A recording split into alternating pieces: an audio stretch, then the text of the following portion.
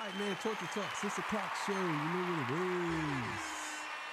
6 o'clock show, baby. We back, baby. Hey, man. Hope the sound is good. Everybody's talking about, not everybody, but certain people saying that the sound was low. And I turned it up. So let me know if the sound is still low. Put a 3 in the chat. But most people are saying sound is fine. It's just certain people. So I'm thinking it's probably on your end. I'm sorry. Maybe you need to turn it up a little more or something. I don't know.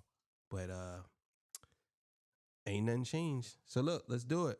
All right, so today we're going to be talking about Kendrick Lamar, why he's the most feared man and why at the same time everybody wants to be him for some reason. You know, before I get into that, I got to get my spill. This is Torture Talk. If you like the content, please consider subscribing. If you're new here, let me work on your subscription today. All the beautiful, single, sexy ladies, put one in the chat. All the fellas, you know where to find the ones that just don't harass them. I don't sell no merch, but I do have content. Absolutely free, but if you want to leave a donation, link is in the description. Cash App, no more PayPal. They call me the Hidden Gem. Went from 1,300 subscribers over 14,000, 15,000. I will be giving away $200. And on my After Hours page, Torture Talk After Hours, the first 1,000 subscriber will be getting $100. All right. And I am the King of the North. You know, let me know what kingdom you from. So let's get it, man. Let's go. All right. So let's get it, man. Let's go. Kendrick?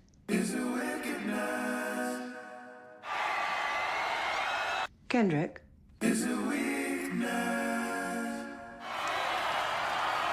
Did you hear that, Kendrick? Yes. Kendrick Lamar, the artist who has cemented his legacy as one of the most influential voices in modern music and culture. From award-winning releases, And the winner is Kendrick Lamar. Kendrick Lamar. Kendrick Lamar. Lamar has redefined what it means to be an artist in the 21st century, blending thought-provoking lyricism with a unique ability to capture the spirit of the times. My process, it starts from just a whole bunch of premeditated thoughts. The process of me thinking about the ideas and what I want to say next. Yeah. You know, and by the time I get into the studio, I have to find that exact sound that triggered the emotion or the idea that I thought about 2 months ago. At the core of Kendrick's influence is his lyrical depth. One thing I could say that I never witnessed a artist such as Kendrick Lamar, at least a rapper. Some rappers have their process of doing things, and usually they kind of are similar throughout all of their albums. They have their own pocket, and they might have their own distinct sound, I would say. Some of them are really good lyricists. Some of them are really good storytellers. Some of them are really just good song makers. The biggest difference between Drake, to me, is the fact that Drake has a team of people who helps him develop these different styles or different whatever. Kendrick, on the other hand, does it all by himself. And I think that that's amazing. And I'm not trying to shit on Drake right now. I'm just using him as an example. And then another example would be somebody like, let's say Lupe. Lupe is an amazing writer, amazing rapper. What makes Kendrick stand apart from him is Kendrick can metamorph into other different things. If you listen to his albums, he really don't come across as the same type of sound. He's always doing something that's a little more reaching for something different. You know what I'm saying? And I think that's the reason why, to me, it's very difficult to not say he's the best, because where he positioned himself is like, okay, well, what are we going to get from him? And he's very unpredictable. He's not just spitting rhymes, he's telling stories, powerful, emotional, and deeply reflective stories. Whether he's exploring themes of identity, race, or resilience, Kendrick's words resonate on another level. His ability to articulate complex emotions and societal issues makes his music more than just entertainment. I think my excitement in doing music is me feeling like I'm never stagnant, me feeling like I didn't get comfortable in you know, my own skin of what I think is good or what someone else thinks is good, you know, stepping outside of my comfort zone and mastering it, you know. And That's my point exactly right there. He never got comfortable. A lot of rappers, they get comfortable and they feel like, well, I found my way. Kendrick is still striving for excellence, even though he's already at the pinnacle of his career. He's still trying to pass that. And it's that to me is something that most rappers could never reach. They could never reach that. that excites me. And when I feel like I've accomplished that, it just keeps the hunger for more going. Like I don't feel I can ever stop. The music he creates is more than just entertainment. It carries deeper meanings that go beyond that, and he is fully aware of how much weight his music can carry. You know, these words are powerful. You know, I got homeboys that's dead, that's in prison, and sometimes you get a lot of artists that just glorify that. So these kids look at it, you know, they think it's nothing but cool until they put in a real situation where they back against the wall and it's all over. You know what I'm saying? And for me, that's what separates me as an artist. I'm gonna give you the gift and I'm gonna give you the curse. Yeah, for me, I'm responsible for myself to know what I'm talking about. That's where my responsibility comes, to know 100% what I'm talking about, because I'm a witness. His experiences with violence and struggle growing. And this is why it's very difficult to battle somebody like this. Because what can you really say about them that it's kind of like you can't really say anything negative because he don't really carry himself as a negative person. What are you going to say? He's a hypocrite. Well, he says that, you know, he's not human. He's a hypocrite. Everybody goes back on certain things that they say.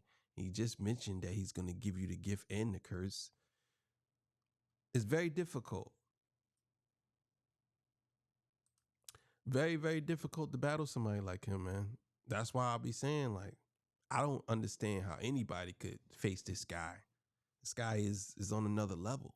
And I hate to say it, but I don't really see anybody jumping up to that level. I think he's going to keep going to the point where he's unstoppable right now. It is what it is. Are evident in his early work and some of his recent ones as well, where his raw rap style and expression are on full display. He uses his music to openly share his thoughts and emotions about those challenges. This style of rap is more visible in one of his early songs like Control. The thing about Control is I think people forgot, just off the music that I put out, that I'm actually from the West Coast, and the aggression that we have in our music, I can't run from that. You know, whether it be a Control verse, whether it be Black of the Berry, that's all. I'm influenced by Cube. I'm influenced by Dre. So I hear Sugar Free on your Sugar Free. Yeah, intro. Yeah, respect the shit. Definitely Sugar Free is in my music. King Kunta, one of the interludes. So I think what happened was people forgot that. So when you hear something like Control come from Kendrick Lamar, it's a reminder that, you know, I grew up off gangster rap, and that aggression will always be in me. Though he often reveals this side of himself, Kendrick Lamar is, in most cases, a more mature artist. He shows forgiveness toward those who wrong him or downplay his music. He strives to keep the focus on the music and maintain the right energy. Where are you at with a lot of the cats now, like the J. Coles of the world or the Drakes of the world? Where are you guys at now? Same place. It's all love from the moment I did the verse to after the verse. You know what I mean? I think hip-hop is a sport, so And I think that, I'm going to be honest with y'all, Control shocked the hip-hop game to the point where he had a lot of these hip-hop artists really in their feelings, because there's an unwritten rule about hip-hop that people don't supposed to say people names. And I think that Control was the moment that Kendrick Lamar set himself way apart from all of his contemporaries at the time. Gonna have these little spits and spats, and it's all good because personally I respect these dudes as, you know, as people, you know what I mean? So outside of that, it's really nothing. Specifically, where are you at, like, with the J. Cole? Specifically, where are you at with a Drake or so on and so forth?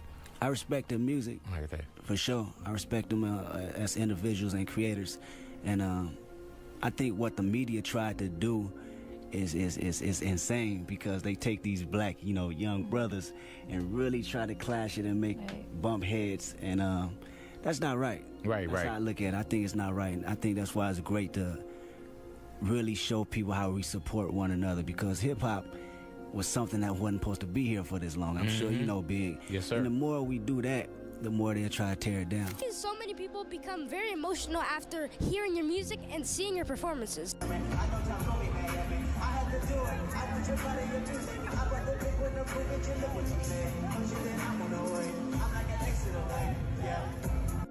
So in what ways do you feel you've been able to positively impact people with your music? Yeah, it's really just about the feeling of it. You know, at the end of the day, past all the politics, past all the numbers, it's what music make you feel, you know, how it make you feel. So to see that, and shout out to him, by the way, because I see him, bro, and I was like, man, I wonder what he going through, you know, but at the end of the day, that's how you want everybody to perceive your music, and, you know, make them feel good, make them feel like a moment they're attached to, it can live forever. You know, we go through so many volatile situations where we don't really know how to connect or, you know, communicate how we feel. So through my music, I want to make sure that's the legacy, showing people how to communicate, and it's okay, you know, if you're not perfect. You know, it's about accepting the beauty of imperfection. Please share some words. You know, the crazy thing is that I notice a lot of people, a lot of people want to see Kendrick fail. I don't know why. Like, people would say, oh, Drake is still bigger. It's like, okay, so what if Drake wasn't still bigger? Wouldn't you just say, well, I love hip hop and Kendrick is bigger?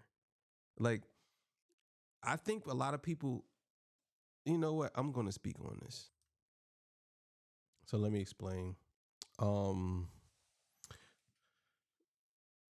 Kendrick and Drake, where I think a lot of Drake fans, or as far as being like number one, if people saying that they love hip hop so much, then why do y'all have a problem with with Kendrick being number one now?